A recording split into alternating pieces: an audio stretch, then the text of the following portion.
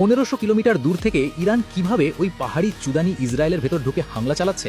আসলে এই সব কারিশমা হলো ইরানের গর্ব ফাতাহ 2 হাইপারসনিক মিসাইলের। এটি কোনো সাধারণ মিসাইল নয়, এটি একটি অত্যাধুনিক হাইপারসনিক গ্লাইড ভেহিকেল। সাধারণ ব্যালিস্টিক মিসাইল তো একটা নির্দিষ্ট পথে চলে, কিন্তু ইরানের এই দুর্দান্ত মিসাইলটি তার অবিশ্বাস্য ম্যানুভারেবিলিটির জন্য পরিচিত। চলুন জানি এটি কিভাবে ওই শুয়োরের গোশতখোর ইসরায়েলিদের দফারফা করে। স্টেজ 1, প্রথমে শক্তিশালী সলিড ফুয়েল বুস্টারের সাহায্যে মিসাইলটিকে বায়ুমণ্ডলের একদম শেষ প্রান্তে নিয়ে যাওয়া হয়। স্টেজ 2, এরপর বুস্টার আলাদা হয়ে যায় এবং গ্লাইড ভেহিকেলটি ওয়ার হেড নিয়ে তীরের বেগে সামনে এগিয়ে চলে ওই ভাড়ার ছাও ইসরায়েলিদের কুলিজা কাঁপাতে। স্টেজ 3, নিজের বিশেষ ডিজাইন আর ছোট লিকুইড ইঞ্জিনের সাহায্যে এটি বায়ুমণ্ডলের ভেতর দিয়ে ম্যাক 13 থেকে ম্যাক 15 স্পিডে ধেয়ে যায়। মাটি থেকে মাত্র 12-30 কিমি উপরে যখন এই জানোয়ার মিসাইল ওড়ে, তখন কারো বাপের সাধ্য নেই একে আটকানোর।